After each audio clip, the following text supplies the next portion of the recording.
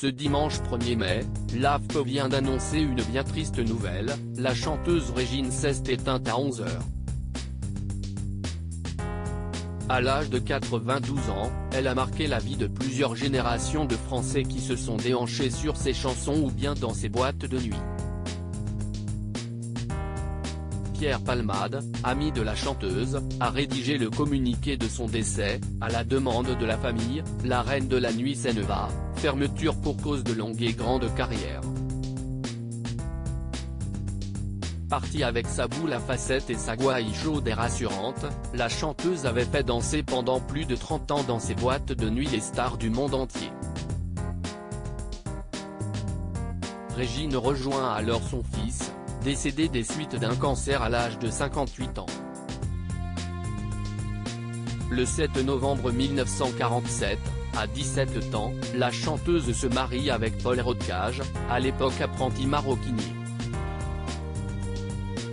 Elle donnera alors naissance à son unique enfant, Lionel Rodcage.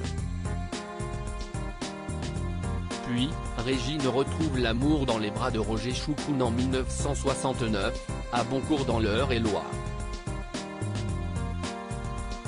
La reine de la nuit a donc eu deux époux qu'elle a profondément aimés, comme son fils, Lionel Rodcage qui perdra la vie en 2006. Régine était entourée de tous ses proches. Régine avait d'ailleurs évoqué la perte de son enfant, dans une interview pour France Dimanche, en 2018, « J'ai perdu mon fils unique il y a 12 ans et je ne m'en remettrai jamais ». Lionel était journaliste et homme d'affaires, il est décédé à l'âge de 58 ans d'un cancer du poumon. Il souffrait énormément de devoir me partager. On ne s'entendait pas tout le temps, mais on s'aimait beaucoup. Mais avant de partir, son fils lui avait donné une petite fille, Daphné. Cette dernière avait alors à son tour donné la vie à un petit garçon, Léo et mon nouvel amour. Il a 1 an et demi et n'arrête pas de danser. C'est un mélange détonnant de sang irlandais, écossais et polonais. Il est aussi le petit-fils de John Boorman, réalisateur d'Excalibur. Donc je crois que ce petit sera un génie.